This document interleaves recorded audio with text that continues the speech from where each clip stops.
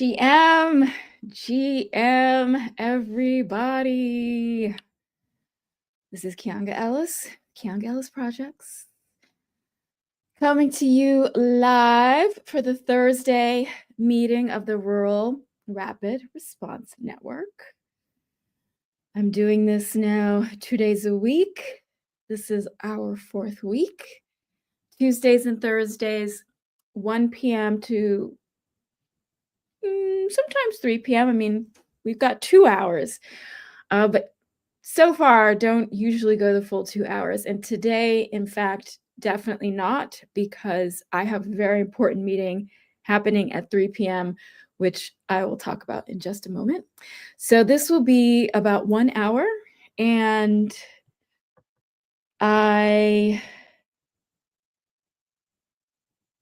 have a couple of really they're pressing on my heart, they're pressing on my mind, they're pressing on my soul.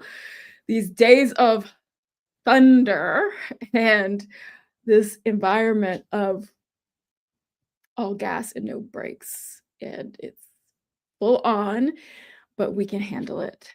So I especially invited the Pine Tree Patriots to this live stream, and I hope some of you are able to join me this hour. But if not, the recordings will be posted live streaming on X, Rumble, and YouTube. And I am going to set the table a little bit here on, yes, what is the Rural Rapid Response Network, sort of what's happening generally speaking, but more specifically, how I have seen my town, my community get mixed up in all of these breaking news. And believe me, when I saw WikiLeaks posting about Blue Hill, Maine, that really caught my attention, since that's where I am. That region of Maine. I am new to the area. I'm new to the state.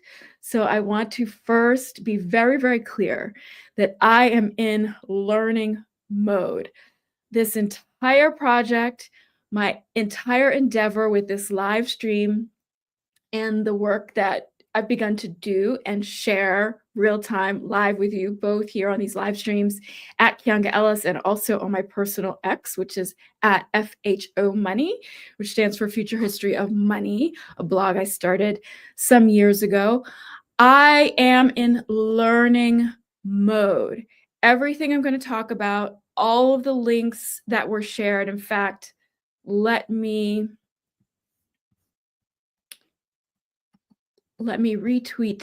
repost on at Kianga Ellis a little bit of the tee up for today with the various links. So where is it? So these links that I shared having to do with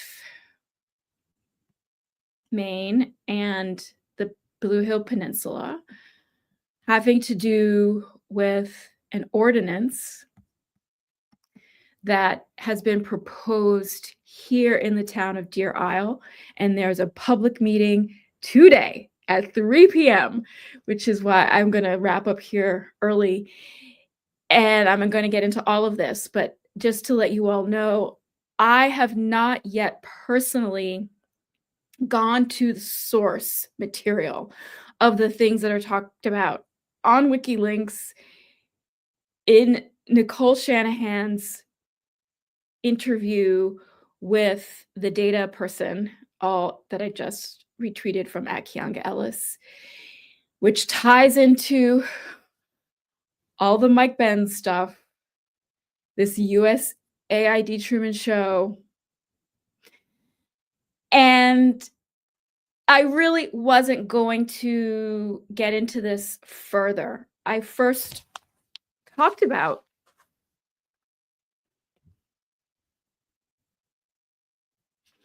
the ordinance that's come up here proposing a special town license for aquaculture, certain aquaculture businesses of a particular scale would need to get a town of Deer Isle license in addition to the process that has to happen anyway at the state level, the Maine Department of Marine Resources.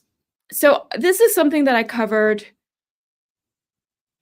last week, I guess, a week and a half ago. And again, I'm going to go through all of this. But the reason I really am getting into it today is because things are days of thunder, things are moving really quickly, and I am shook. I am shook by the revelations that are coming from the Doge effort. I mean, I think I'm physically ill today. And it's like not just what we're seeing that I want to talk about in terms of local politics and local governance in our states. And, hey, as I said, Maine and my community in particular are featuring on a WikiLeaks post. So it's like this, I need to pay attention right now and take advantage of this technology in the community and the Pine Tree Patriots and just find out if I can very quickly in a more expeditious fashion, get some more information surface that we, our collective group that are very internet savvy, might have in advance of this town hall that's happening in less than 2 hours. And I'll have an opportunity to, question the folks involved directly. Although the weather, I'm not sure if I'm going to go in person. I may just Zoom it. And then I believe we as a town are not actually voting on this until the annual town meeting on March 3rd. So yeah, I'll find out today at the meeting exactly where we are in terms of implementing this proposal. But of course, I'm extremely alarmed and concerned about all of these revelations about what is really and has been going on with our tax dollars and these NGOs and the corruption and the waste and the spending. And so I just wanted to take advantage of this live stream and all of you fine folks to just put it out there. Just put it out there, contribute to the transparency, ask the questions. And again, I am 100% not accusing anyone of anything. I am here to learn, but I think it's fair enough as some of these questions and information has surfaced that I do feel a responsibility to do as much as I can to get on top of it. So before I dive into that, let me just say a few words about Rural Rapid Response Network and where we are in the series of meetings of exploring this idea of pulling together a group of citizen adjacent action participants. We want to think about what we can do with what we have, who's in our communities, how do our towns actually operate, what are the mechanisms, who are the people in charge, who's on first, and what do we need to do? What can we do right now to for ourselves be more informed, more accountable, be constructive, but to start thinking about our own needs without dependencies on third parties, on federal bureaucracies. And now we're seeing grant funding and the entire way that our states have been operating, which I didn't appreciate until I started taking an interest in this project, in initiating this project. And I began going to public meetings, both in person and, many things are held online now. Obviously, there's often a Zoom link and you can join virtually. And starting to figure out over the last couple of months, the operations of even essential services, of policymaking, seem to be happening through nonprofit organizations, where it's been unclear to me, and I think it's unclear with many of you, who is really behind this? Who's involved with this? What are the origins of this advocacy? And are we in jeopardy of losing touch with the tail that's wagging the dog? That's a very mixed metaphor right there, but you get it. I first really caught wind of this dynamic, last year. Pine Tree Patriots, a really great group of Mainers on X, who rallied around some activity that was happening at a school board level, to bring in some kind of medical clinic inside the school. And I won't spend a lot of time on that particular issue and what went on with there, but that was the beginning of me questioning, well, this is quite curious. There's a nonprofit that is introducing some kind of proposal at the local level. So it's not coming from, this is a question, and this was what seemed to be odd. It wasn't something that was coming from internally within the community, from the community, but from somewhere else. So when I was just hanging out on a weekend, reading my local paper, this article caught my eye, that a proposed ordinance could pose lawsuit risk, the town manager warns. Hey, this is my town. And so I went to our local Maine Resources Committee meeting, which was, I guess, last week. And I talked about this here Tuesday, the 4th. So if you're deeply, deeply curious and want to hear everything I had to say about that, there are clips, and that meeting is posted. And it was a discussion about this ordinance that a nonprofit group called Protect Maine. Hang on, let me get this 100% right. Actually, I will right now just quickly share my screen so I can show you. I could just show you the zeets that I'm referring to. Hang on.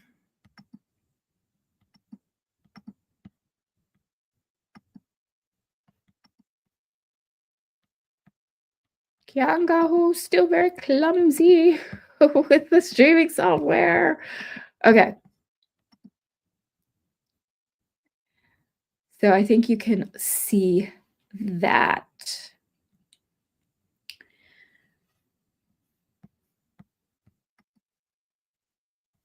So let me just go ahead and mention very quickly what are the things that I'm talking about and that I want to talk about.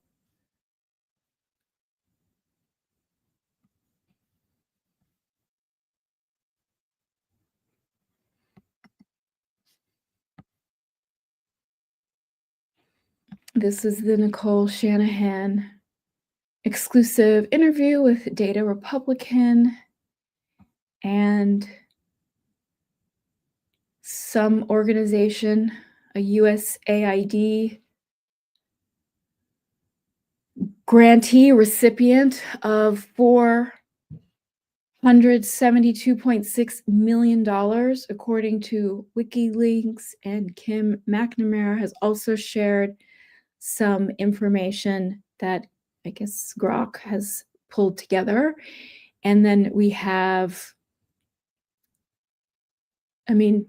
there's a blitz of media that Mike Benz has done. I have only listened to this hour and 45 minutes from his, I guess he has a subscriber live stream, but he shared some of it publicly on his X last week. So I've listened to that, and the pattern recognition was just going in my brain, as I had already had these questions about where are these nonprofits coming from. And then I thought, this activity of a group called Protect Maine's Fishing Heritage Foundation that's based in Portland.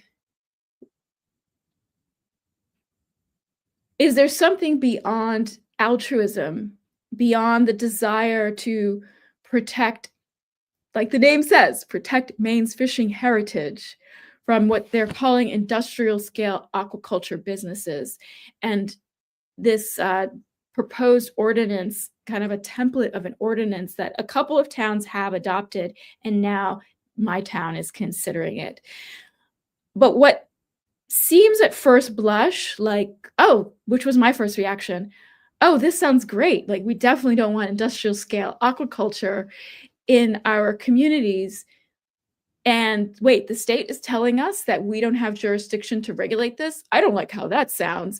But when I got to the Marine Resources Committee meeting, where we actually had someone in our town who is both on that committee, the Deer Isle Marine Resources Committee, and runs an aquaculture business here on the island, that conversation got into some nuances that, just really flew by me.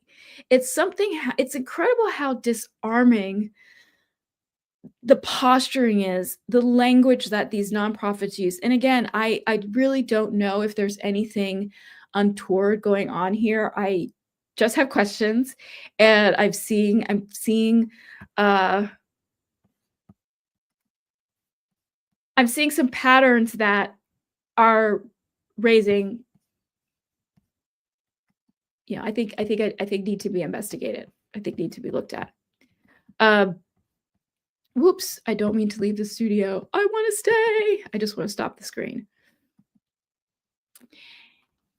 And the other sort of thing that happened this week that made me want to really cover this a little bit more today, before full disclosure that I've had a chance to personally click through to the primary sources and dig a little bit deeper, is that someone also from Pine Tree Patriots shared some information about a particular law firm, suggesting that this law firm has been involved in advising. We have some concerns and questions about some of the advice that this law firm has been giving.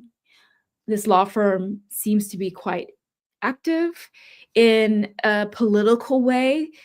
And then I searched, and it seems to be the exact same law firm that people are raising questions about has also been working with this organization around this ordinance. And the department, the state level Department of Marine Resources, has said this is not legal, that they have exclusive jurisdiction over controlling and licensing of this type of commercial activity, and that the towns that are adopting this are, we would be putting ourselves as a town at risk of being sued by the state or being sued by any commercial. If we pass this ordinance and we impose this requirement, we are putting ourselves at risk of being sued. So this is very important, and it just really showed up on my doorstep as not just a theoretical issue, not just something I'm seeing being talked about and thrown back and forth on X, and something that I'm increasingly becoming concerned about, both as a national problem, like all of you, as well as a state level problem. And then it's like, okay, they are right here. All of whatever's going on has found its way into every crevice of our nation. A tiny little island has got, law firms with some question marks around their activity, and nonprofits, and I haven't seen any link with this particular ordinance that's being discussed today here in Maine. Here in Deer Isle, with what's been disclosed or what's being reported about this organization with ties to Blue Hill that's just right here. So as far as I know, those are not the same. But it's part of a pattern. It's part of something that is surfacing about how in the world we have found ourselves in the situation that we're in. And here's where, this project comes in and where we normally want to focus during these meetings, which is what we are actually going to do to protect our communities, the day-to-day needs, uh, beyond whatever the official operations may be. We don't want to wait for a catastrophe or an emergency to have a plan. And we also think that, it's probably high time that we have a steady state and always on and always ready system network of people and spaces who are extremely informed, as I was saying, like who's on first, how do our municipal environments function, what are our current state of vulnerabilities, and what do we have at our disposal to mitigate those and address, the everyday needs of all of us, all of our neighbors. And so this project is new. I mean, it's starting, it's being constructed, open kimono, live and real time. And I wanted to open up the idea and begin to do my learning in public before baking a particular proposal. So, all of you who are paying attention or who are curious or interested or want to do something like this, will very much welcome your feedback, your thoughts, your ideas, what you're doing, as to how we can have a network of people and places that are leaning in the new spirit of civic adjacent action. And we're going to really define those things that we can do as just ordinary folks in our community, not the elected officials, not the appointed folks, not the ones who are paid, not the ones whose job it is, whether volunteer or paid. And the more the year progresses, the more each day progresses, the need for us to stand in the gap is obvious because funding has been frozen.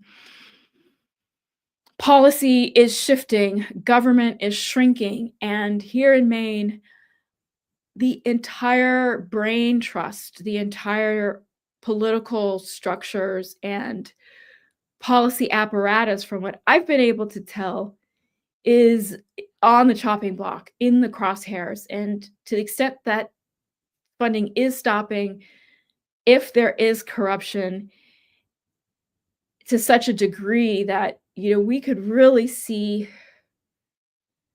I don't want to use the word collapse because God forbid, but we're facing a very frightening prospect as we do uncover what's going on, as we see what Washington is doing. On the one hand, perhaps we're going to see more funding come directly to the state.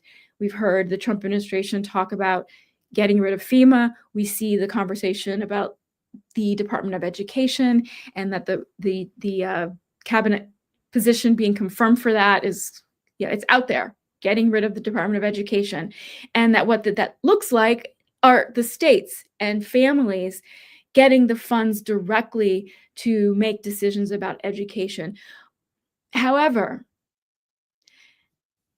who's going to administer all of this? Who's going to operate all of this if we have a problem with our current politicians, if we have a web of NGOs or nonprofits that are being defunded,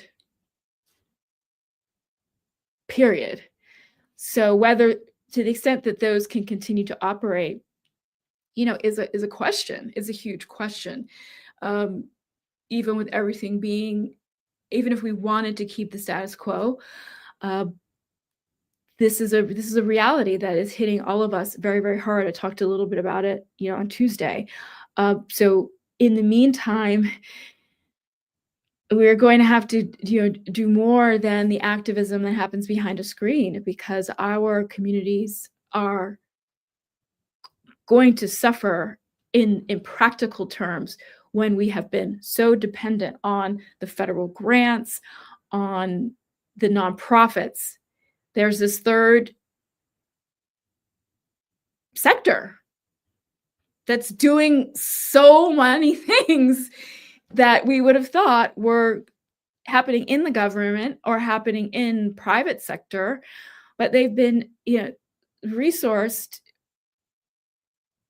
without the same level of transparency as I guess we would see if they were resourced, or that you would have to see if they were actually resourced in the government. And I don't know how long this has really been going on, how it's been built up, where our towns are chronically understaffed, chronically under-resourced, and we've just gotten into this mode where it's the grants, it's the nonprofits that are filling in the gaps, and now maybe have taken over, and to the point where the decisions that are even being put in front of us as citizens are not coming from us, as citizens have become so burdened by the realities of life on the one hand, and then I would say also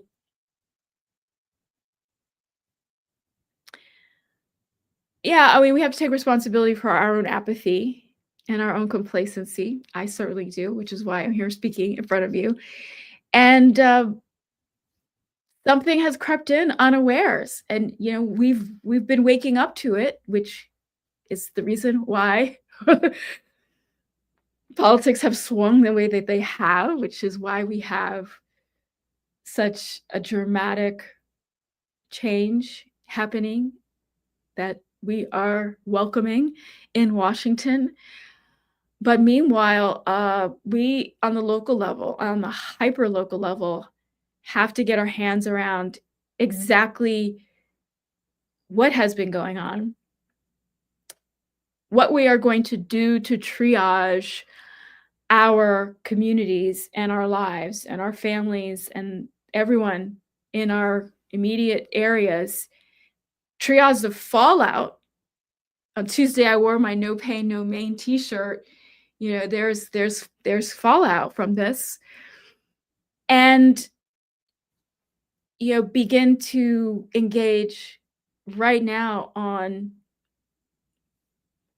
how we get to the better place, which includes thinking about the future, thinking about what's possible, thinking about some happy things. And so that's also a little bit what we talked about last, 2 days ago, in terms of something that I spent a lot of time on, which is the decentralized economy, decentralized finance, and things like DPIN, decentralized physical infrastructure networks, and a lot of really exciting things that are going on, that we certainly have the right administration in power to fuel and create the best environment for some of these things to take hold. Does it mean that there aren't enormous risks? We also have to navigate with that. But we want to not just focus on today and all the failure and the things that we are fighting against. We are also thinking about the things that we're for, so that as we create this network, this rural rapid response network, as we think about what it should be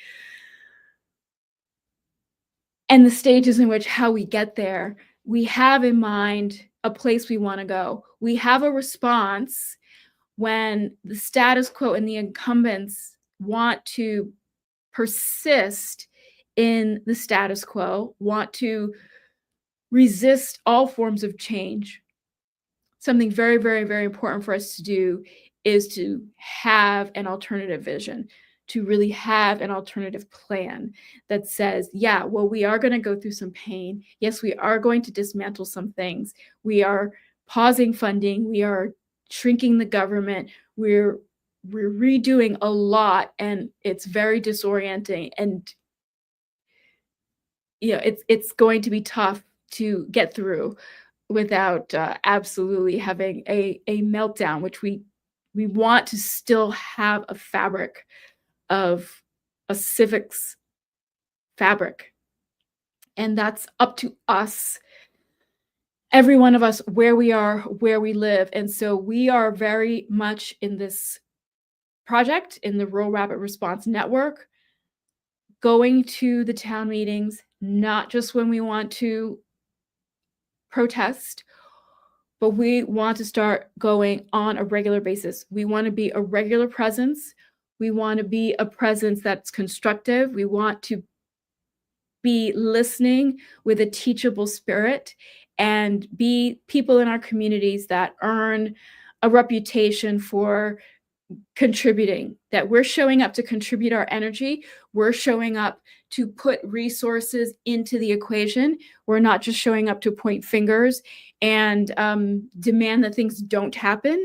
We also want to be a catalyst for the things that should happen, right? We have to have both sides of the equation if we're going to navigate this moment and not bounce from the fire pan into the fire.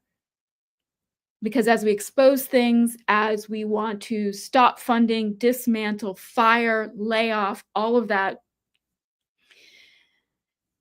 there's no guarantee unless we intend it, unless we work toward it, and unless we 100% actually cause it to happen, that we won't be in a worse situation going after the things that we want.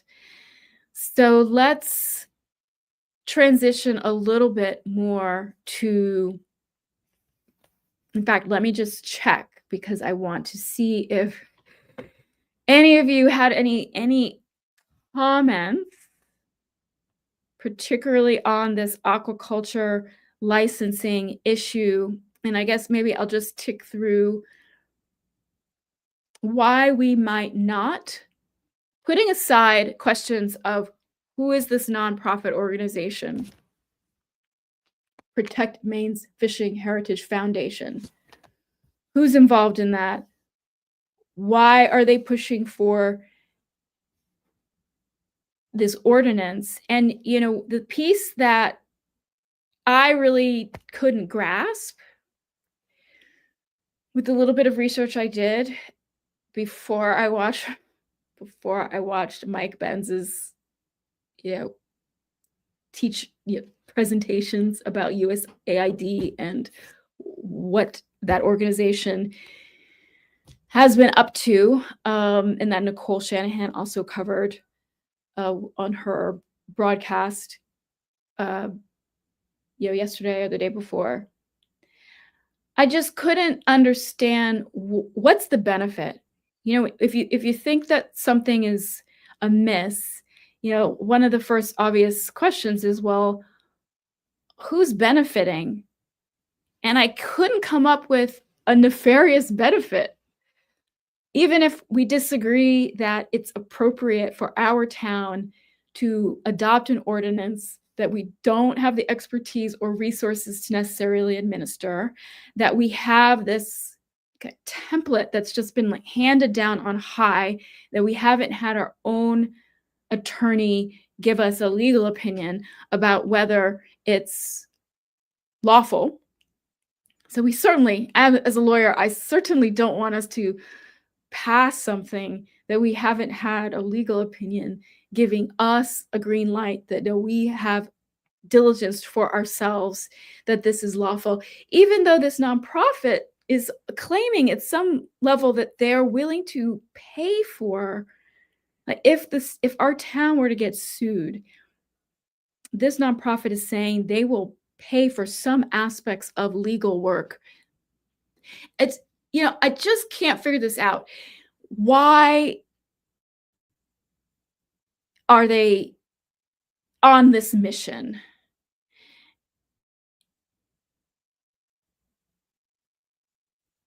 And why are they putting encouraging towns to get into a position of legal jeopardy?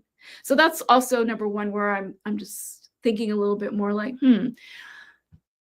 what's up there? And then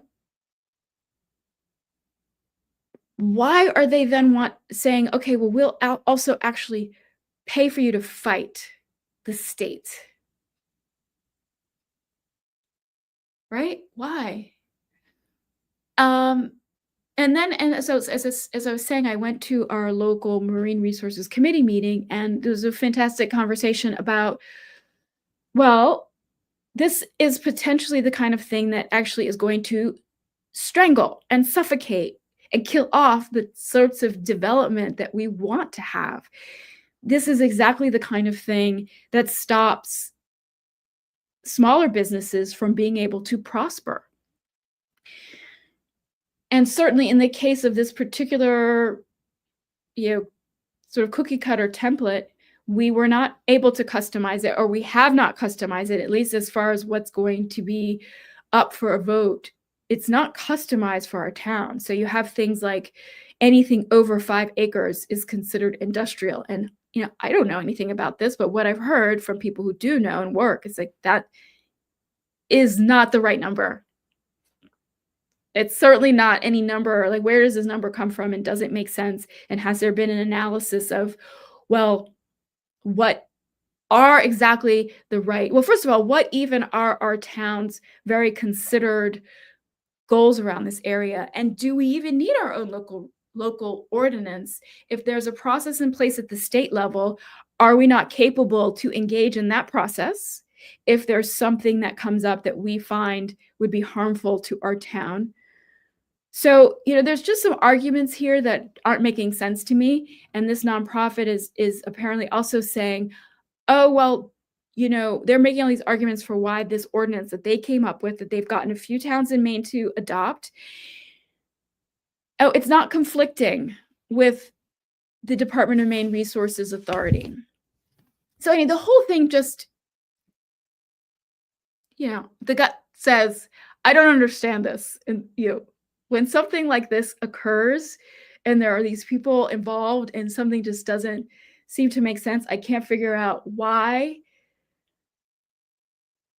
this is happening. I had already, seen this pattern play out in another town having to do with education, with the nonprofit that comes in with the plan, and you have questions like, well, where are they coming from, and why do they care? And why are they here pushing this? And we see that in our towns, especially, the public meetings are not super well attended, right? I mean, it's not people's favorite or fun thing to do, not by a long shot, until, of course, now we're getting interested because of, the moment that we find ourselves in. And yeah, oh, right. What I started to do is I wanted to just quickly check and see if I have any comments from any of you all.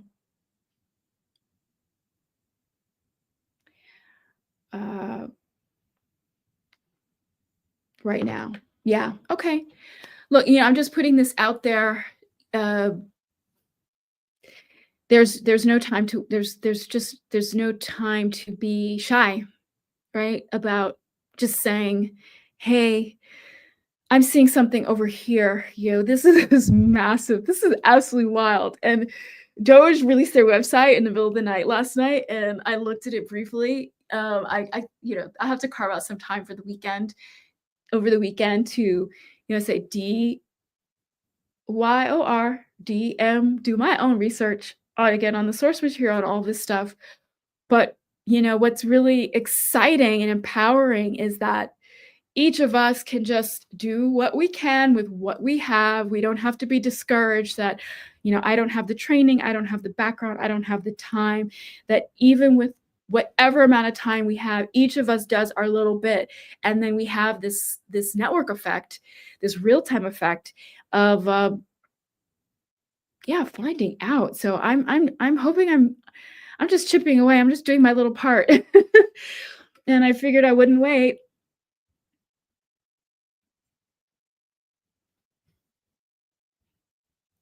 I would not wait and keep all these questions under my hat. Because things are moving very, very quickly, and things are getting very, very concerning. So what I think I'd like to do now for the last 20 minutes is pick up where we left off last Thursday, I believe. Let me share this again. Where I started to write up an ELI5. What is the Rural Rapid Response Network? Right? What actually is it? Let me see. Are you getting?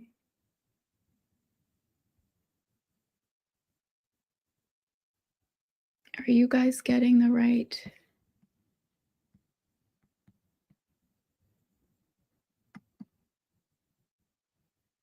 I hope you're seeing this. I'm trying. Are these nonprofits? Whoops, I'm just trying to double check. All right.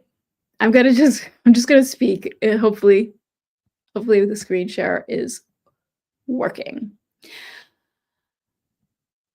So as I mentioned at the top of the meeting, this is a citizen volunteer.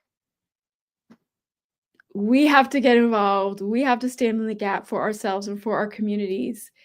And I don't think.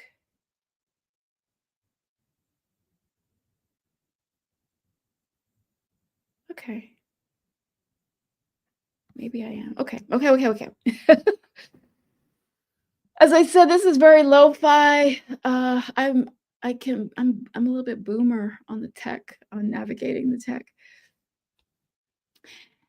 And so I did start a draft, and I wanted to use, and I will use this time on some of these meetings to just do the writing, just start to put things on paper, create just a brain dump as we go through these early weeks of the year, exploring what's possible to stand up more quickly. What's the scope?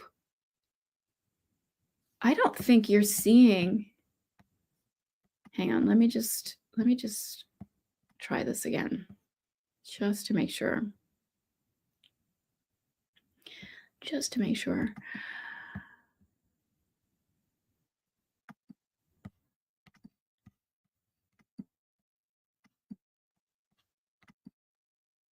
Okay.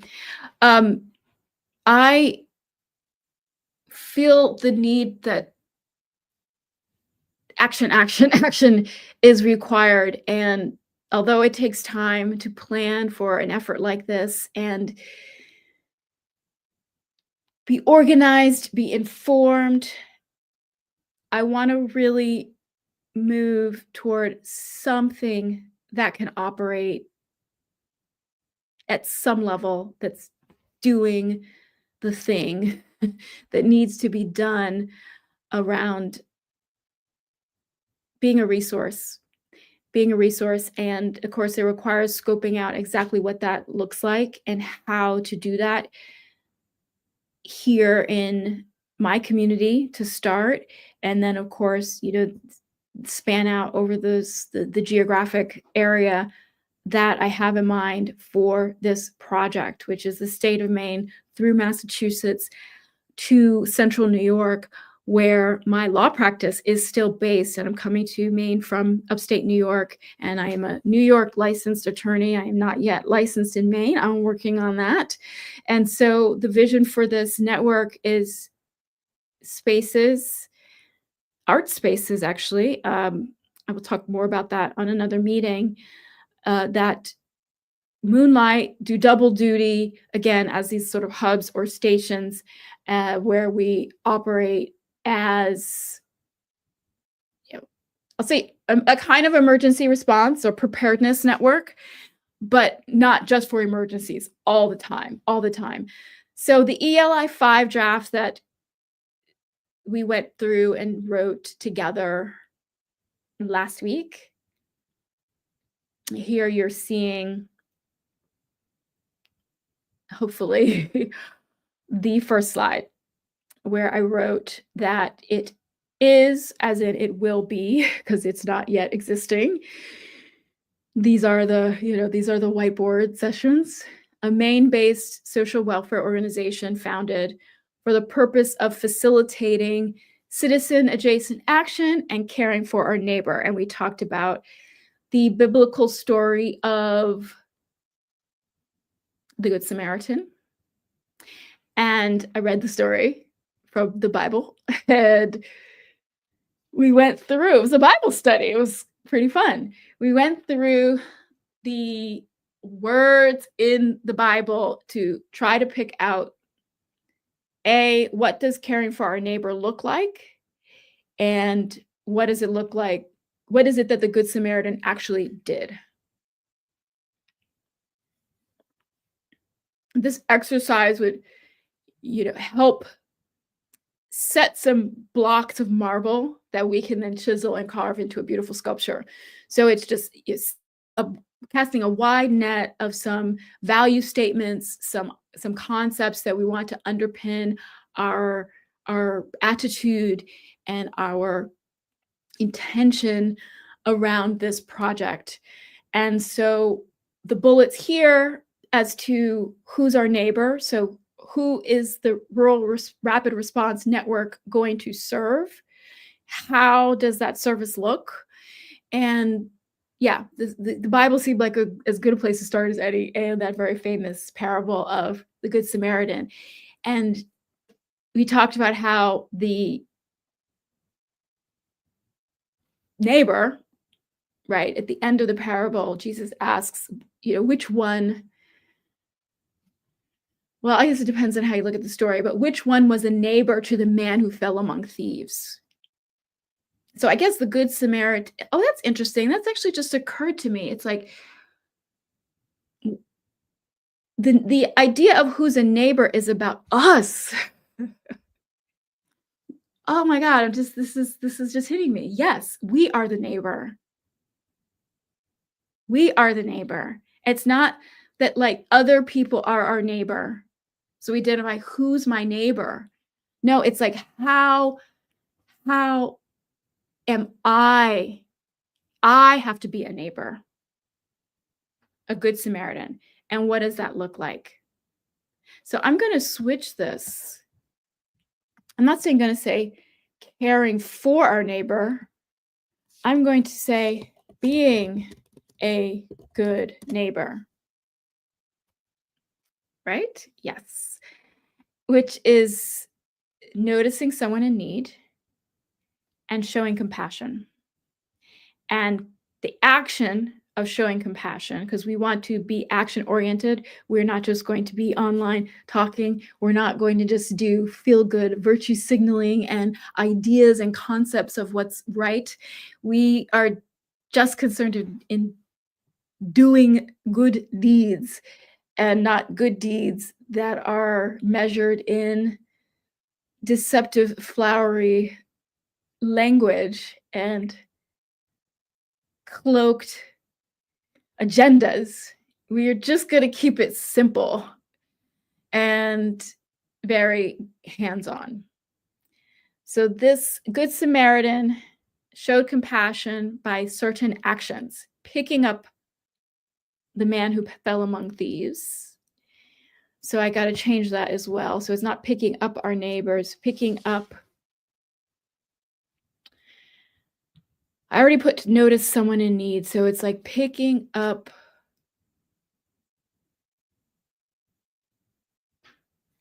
I'll just write a person.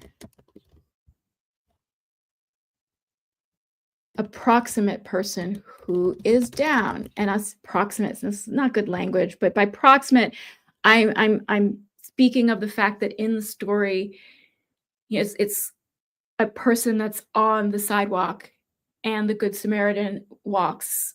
So there's this picture of this is someone that you can touch physically. It's not someone halfway around the country, halfway around the world. It's someone within your physical, distance that you can reach out and actually touch that person. And this is crucial because we are seeing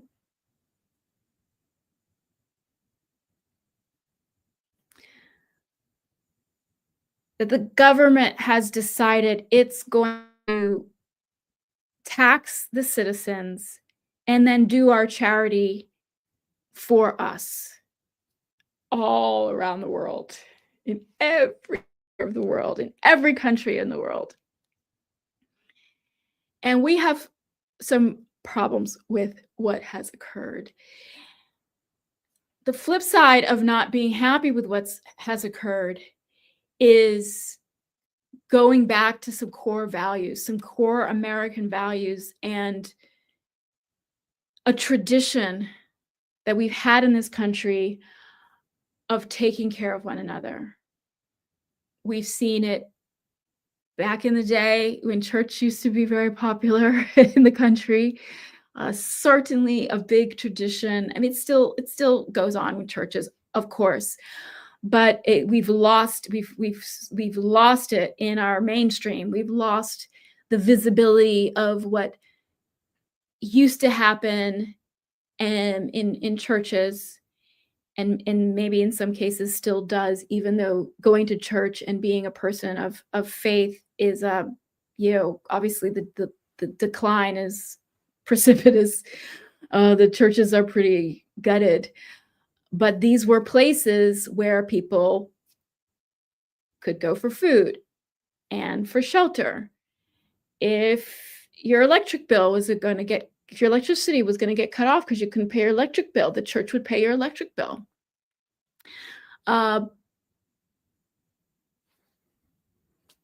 So we have this tradition, and it's not just within the churches. Certainly before we had the modern society that we have now, 100 years ago, when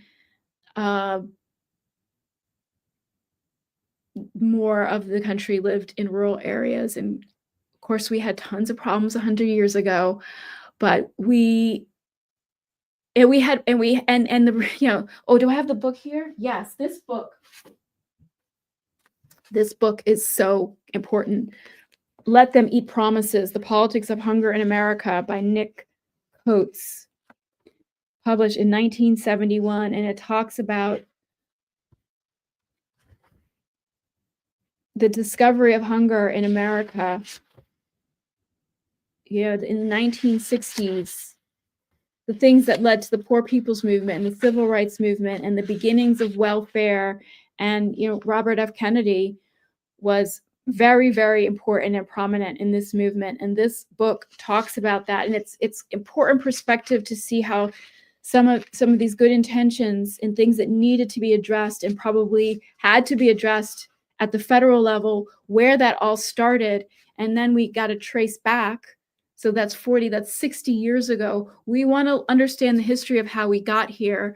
So it's not to say that everything was great 60 years ago and we had this all sorted out, because we really didn't. And that is how we got on this path that's metastasized and gone totally off the rails now. But we're going to have to step in as citizens and pick up some of the slack. We're going to have to show compassion directly. If we don't want nonprofits, and if we don't want this bureaucracy and statecraft and social engineering or whatever else is lurking behind these good initiatives, we ourselves are going to have to fill in for that. We are going to have to be the ones to provide shelter. We are going to have to be the ones to administer healing, cover necessary costs. And our final bullet point here I had was being a credit, a surety, or guarantor, because I always love to find finance in everything. And I was surprised to find that this is a story about finance, because the Good Samaritan left the poor man who fell among thieves with the innkeeper, paid the bill, left additional money, and said, whatever more you have to spend, I will come back and repay you. So we see this model where not only does the neighbor, because now I realize that it's the Good Samaritan who's the neighbor. It's the Good Samaritan whose behavior we want to model. We want to think about accountability. We want to look in the mirror and not point fingers at what someone else did or didn't do or needs to do, but we want to think about what we can do, our empowerment, and this piece about providing credit, establishing essentially an account for this poor man who fell among thieves. It was very, very interesting piece for me in that story, and ties into the futuristic nature of what we will do with the Freudian slip, with the Rural Rapid Response Network and decentralized finance, and thinking of whether or not the organizational structure at the end of the day is going to be that different. I'm not sure. I've certainly spent a lot of time in experimentation mode with things called DAOs, decentralized autonomous organizations. And yeah, I don't know. I don't know that we want to repeat some of the things that many of us have been experimenting with and doing over, the past, say, 4 years or so. But where finance is concerned, this I'm very excited about as an operating model of how we finance the operations of a network like this, but more so how we provide this service. It takes resources to respond. And we already see, we're going to see more needs. And what we can learn from this story is the inquiry was not about how did the man fall among thieves? Why? Was he doing something he shouldn't have been doing? Right? We don't hear that in the story. We don't know who this man is. We don't know anything about the man. The whole focus is on the Good Samaritan and what the Good Samaritan does. So that's, I think, a really great principle to anchor the design of this organization or this project. At this point, it's just an idea, a Rural Rapid Response Network, and think about all that's being dismantled right now. We can do two things at the same time. We can care, which we do deeply, about people, but we can also acknowledge that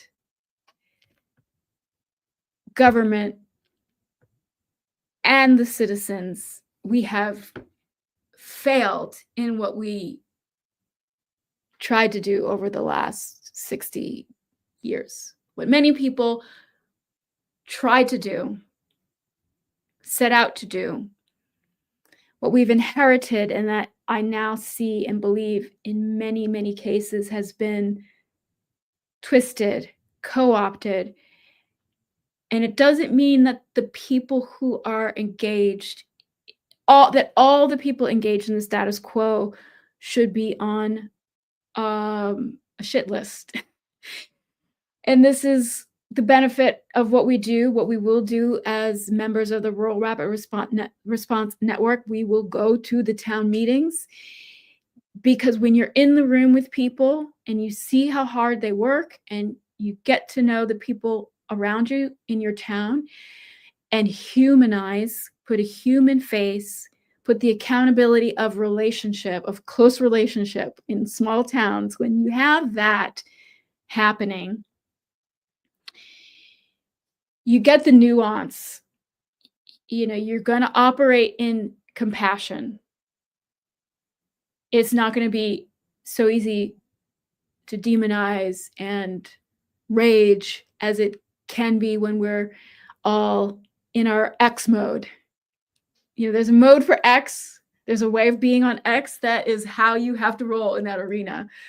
But I think what we want to do is take a different approach when we engage in our towns. and realize that while some of us might be in favor of the dismantling, of the disclosure, that it is very painful and very threatening and traumatizing for many, many very hardworking people who've sacrificed a lot, who have given a lot, who are the ones that have been holding everything together for our town. So we don't just want to like blast, just come out blasting. I think front and center, and this is what I want to be focused on with the Rural Rapid Response Network. Front and center is that we're thinking about what we ourselves, we being me, each of us with that mirror, looking in the mirror, what we are like, okay, what am I going to give in this situation? Because, yeah, we're not going to make it. We're not going to make it if we don't find that cohort of us who have a little bit extra time, a little bit of surplus, and we come together, we'll find that we can actually do a lot to bridge the gaps that have existed, the gaps that are opening up right now, and what it's going to take us to get to course correct from, say what started, I mean, our post-war era onward, and without citizens, without us going beyond policy, going beyond protest, and really beginning to articulate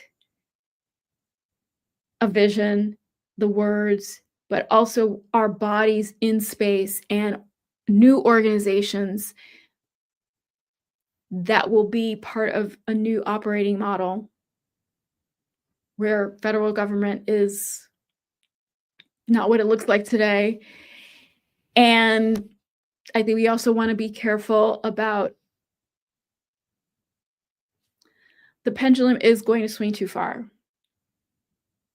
We are going to overcorrect. There will be the political will. There will be the mandate as we tear down regulation and unleash the golden age. We want to be sober about unintended consequences or intended consequences. Just saying. That also wouldn't be in our best interest, right? So that is going to be it for today.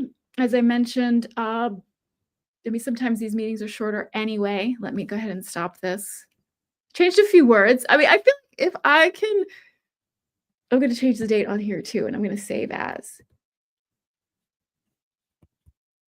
as fast as I want to move, you guys, as impatient as I am, as urgent as I feel the moment is.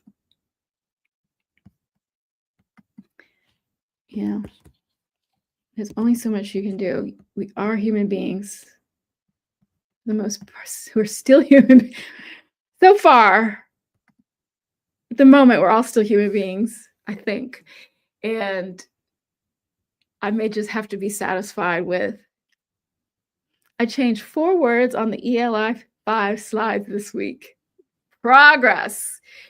So wish me luck. I don't need luck. I'm going to go to my town meeting, and I'm going to listen. I'm not accusing anyone of anything who's involved in telling our town that we ought to adopt this ordinance to protect ourselves from industrial scale aquaculture. And I'm just going to listen. But if any of you, and there's another hour, 1 hour, if anyone watching this or following the Zeets, if you come up with anything on these folks that I've mentioned on my Zeet who are behind this wave of pressure to quickly hurry up, pass this ordinance and get yourself in legal jeopardy with the state, like do it now. If any of you have any insights on this that you can share, with me on X in the next 55 minutes.